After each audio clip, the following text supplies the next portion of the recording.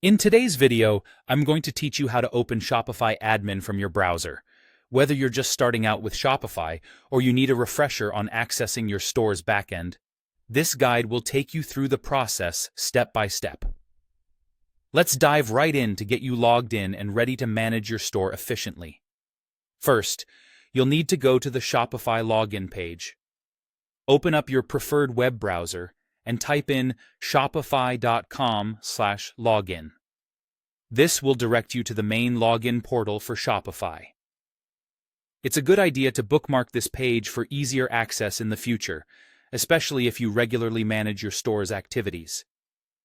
Once you've reached the login page, carefully enter the email address and password associated with your Shopify account. Double-check these details to avoid any frustration with incorrect logins. If you've forgotten your password, there's an option here to reset it by following the instructions provided. Make sure your email is secure, as this is where sensitive store information and password recovery emails will be sent. There's another more direct way to access your admin area, and that's using your store-specific admin URL. If you know the name of your store, you can enter it directly into your browser's address bar. The format will look something like this: https://yourstorename, myshopify.com admin.